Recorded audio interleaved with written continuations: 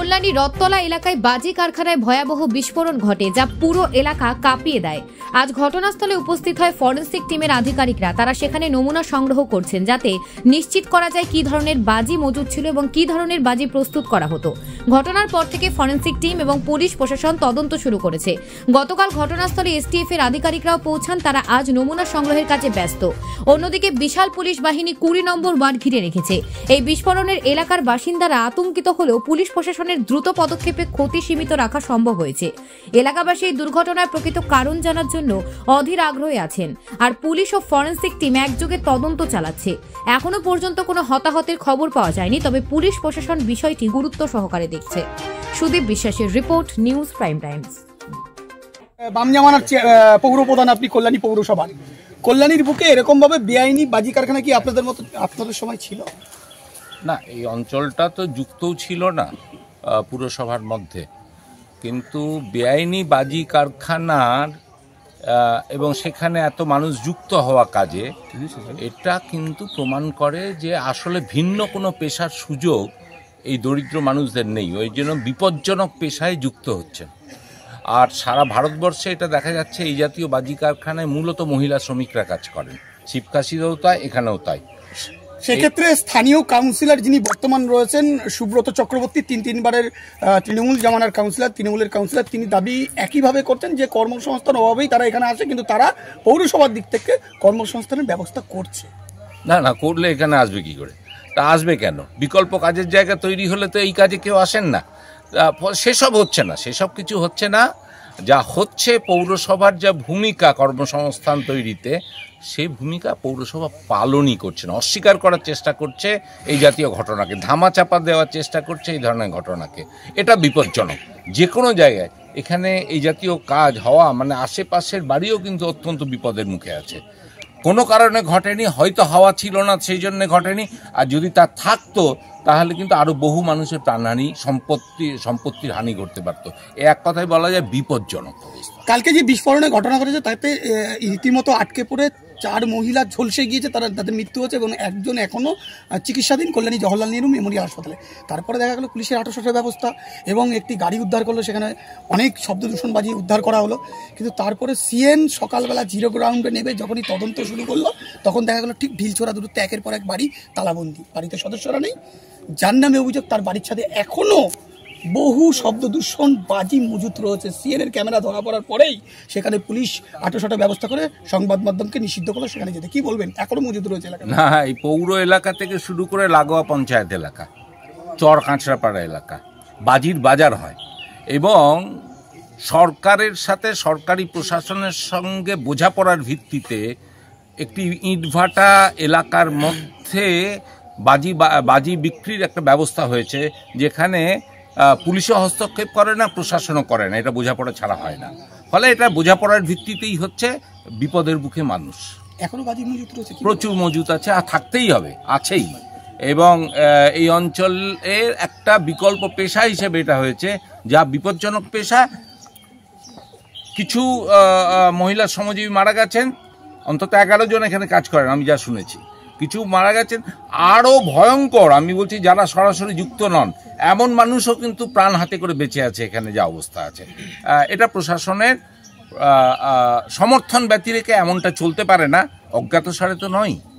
যার বিরুদ্ধে অভিযোগ করছে, যার এই কারখানা, তিনি বিভিন্নভাবে অভিযোগ করছে তিনি এখানে প্রভাবশালী। কোনো মনে হয় যে কারোর সঙ্গে যোগসংযোগ রয়েছে? না, এইভাবে ব্যক্তিগতভাবে কিছু বলছি না, তবে অবশ্যই শাসকের সাথে আছে। এই জাতীয় ব্যবসা চলতেই পারে না শাসককে তুষ্ট না করতে পারলে। বড় পুঁজির মালিক যে বিরাট কিছু, আমি তা বলছি না, কিন্তু যা আছে তা বোঝাপড়ার ভিত্তিতেই আছে, শাসকের সাথেই বোঝাপড়া। আপনারা বামফ্রন্টের পক্ষ থেকে এই বিষয় নিয়ে কোনো? না, আমরা তথ্য সংগ্রহ শুরু করেছি। আমরা প্রশাসনের সঙ্গে কথা বলবো, আমরা সমস্ত তথ্য উদ্ঘাটন যা করতে পারবো আমরা প্রকাশ্যে আনবো। এসব নিয়ে গোপনীয়তা চলতে পারে না। ইতিমধ্যেই পশ্চিমবাংলা আমাদের অনেক অভিজ্ঞতা আছে। আমাদের মেদিনীপুরে হয়েছে, উত্তর 24 পরগনাতে হয়েছে, নদিয়াতে হচ্ছে। আমরা বারুদের উপরে বসে আছি।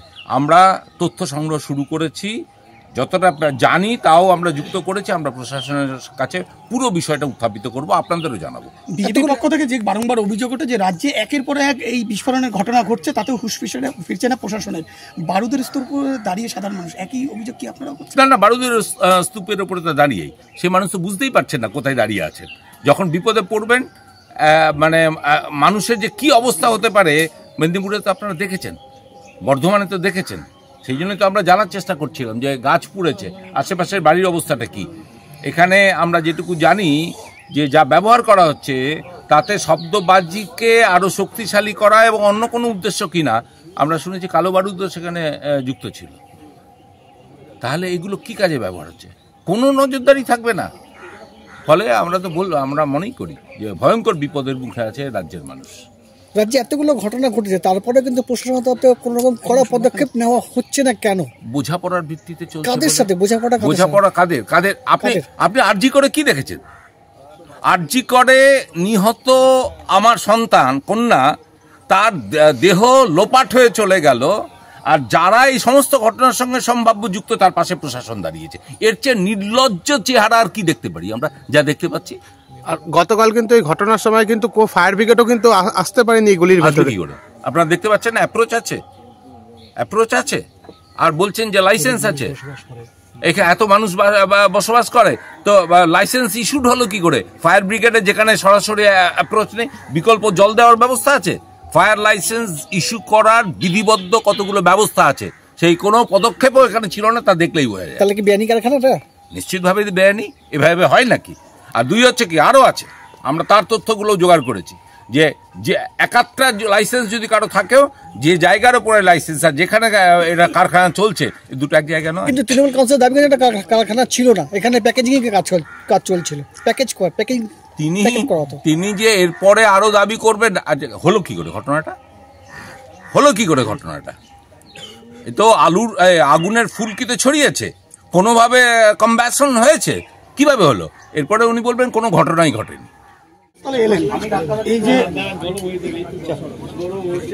এই যে বাজি কারখানা বলা হচ্ছে, যেখানে বিস্ফোরণে 4 জনের প্রাণ গেছে, একজন এখনো চিকিৎসাধীন, কি বলবেন? বারবার দেখুন, আমি গতকাল থেকে যে কথা বলে এসেছি, আমি সারা বছর ধরে যে কথা বলি, যে কোনো মৃত্যুই হচ্ছে বেদনাদায়ক।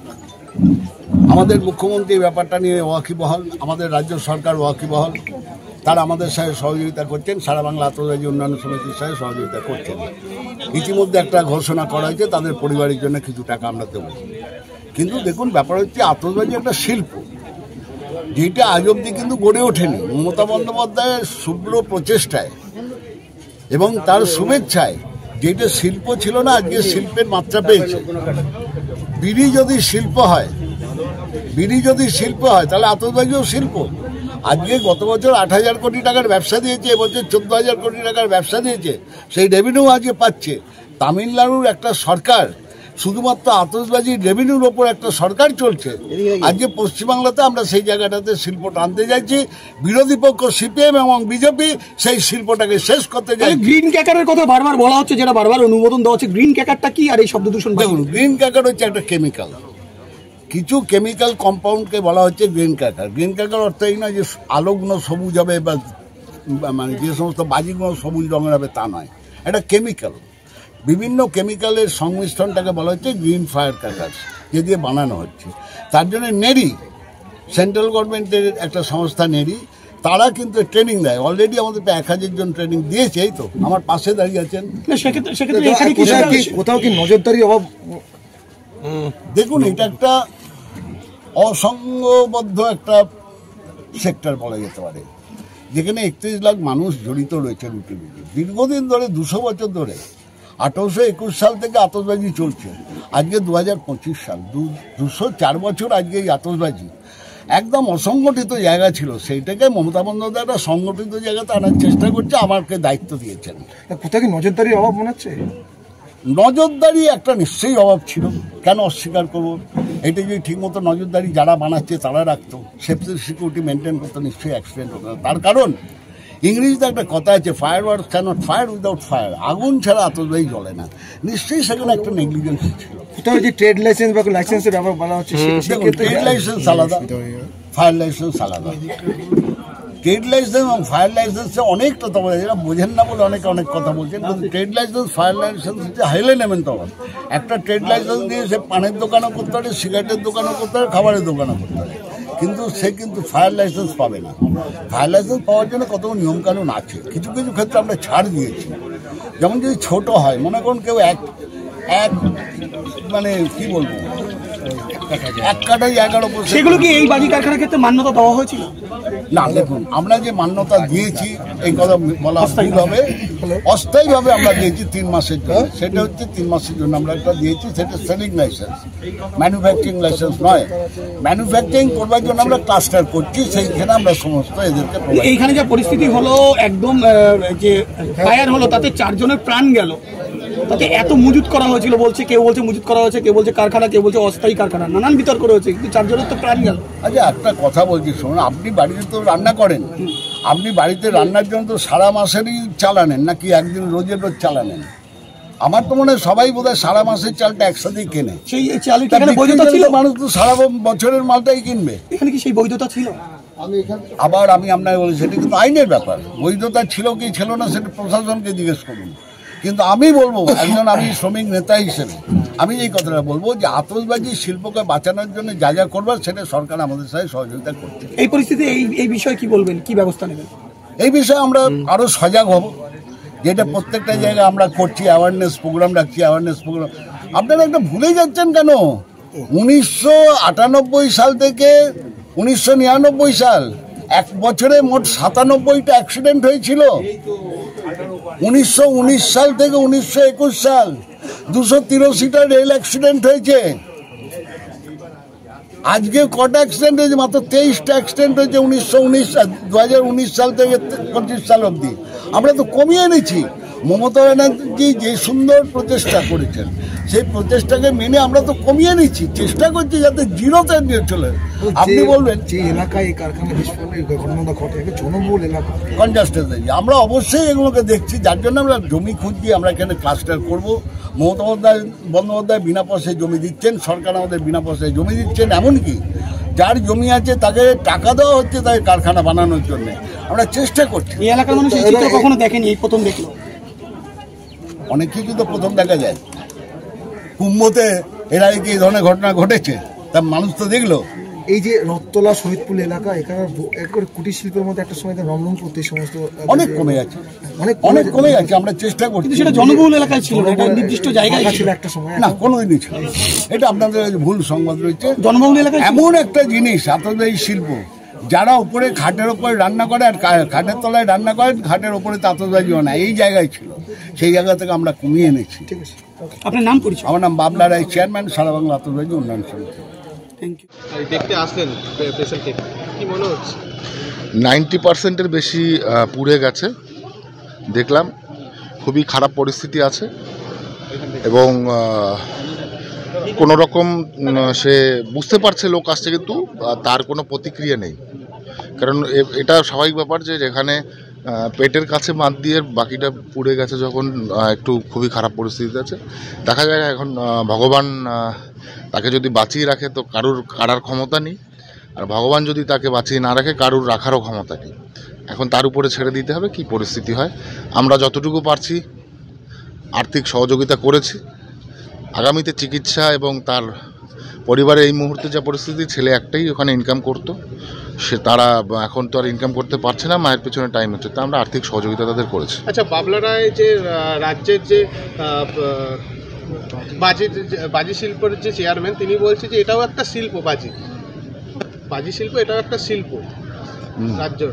কি বলবেন এই বিষয়ে? বাজি বলে একটা শিল্প, বাজি শিল্প তো ভালো কথা। বাজি শিল্প লাইসেন্স দিতে হবে তো। বেআইনিভাবে বাজি শিল্প, সেখানে বম তৈরি হবে না কিন্তু ব্যাপারটা কি, মানে এই আপনি তো স্পটে গিয়েছিলেন, দেখলেন, এবং কি বলবেন এই ব্যাপারটা? বিধ্বংসী ডেডলি, ঠিক আছে, মানে এর কোনো ব্যাখ্যা হয় না। এইরকমভাবে একটা বাজি কারখানাকে পাড়াগাঁয়ের ভেতরে তৈরি করা মানে একটা সম্পূর্ণভাবে ভয়ঙ্কর পরিস্থিতি তৈরি হওয়া। বাজি কারখানা স্বাভাবিকভাবে সাধারণত দূরে হয়, এলাকা থেকে দূরে হয়। এখানে বাজি কারখানা মানে সেখানে কখনো হতে পারে, এটা তার প্রমাণ, জলজান্ত প্রমাণ। এর জন্য সম্পূর্ণভাবে রাজ্য সরকার দায়ী। রাজ্য সরকার দায়ী। রাজ্য সরকার পুরো পশ্চিমবঙ্গে আমরা মাঝে মধ্যেই শুনতে পাচ্ছি যে একবার হুগলিতে হলো বড় করে একটা, এখানে তো এটা ছোট ছিল। তো এরকম যদি হতে থাকে, সাধারণ জনগণ এবং আশপাশের এলাকাবাসী তারা কিভাবে ভয়ঙ্কর পরিস্থিতিতে বাস করছে এটা আমাদের বোঝা উচিত। এবং প্রশাসন হয়তো বা এখান থেকে আমার মনে হয় কোনো কিছু পায়টাই প্রশাসন, যার জন্য এরা অবৈধভাবে করলে এদেরকে কিছু বলে না। আগামীতে কিভাবে দেখবেন বা কি বলবেন, বার্তা রাখবেন? না, এলাকার লোকেরা যেভাবে গতকালকে বিধায়ককে বাধা দিয়েছে, আমাদের এখানে লোকাল বিধায়ক, তাতে কি তাদের হাত আছে কি না, কোনো বেআইনি কিছু হয় কি না, এটা বোঝার দরকার, জানা দরকার। প্রশাসনের নাকের ডগায়, প্রশাসনের নাকের ডগায়। আমি কিন্তু বলে দিয়েছি যে প্রশাসন এটাকে শেল্টার দিচ্ছে, বা এটাকে 10 বছর ধরে যদি এটা বেআইনিভাবে চলে সেটাকে কেন বন্ধ করেনি, নিষিদ্ধ করেনি, এটা তো প্রশ্নবোধক। স্যার, ওখানে যে ফায়ার সিলিন্ডারটা ছিল সেটার মেয়াদ 2021-এ পার হয়ে গেছে, এই বিষয়ে তা বেআইনি তো সমস্ত কিছু, সব বেআইনি। আর তার রেসপন্সিবল কে? রাজ্য সরকার। রাজ্য সরকারকে কৈফিয়ত দেওয়া দরকার।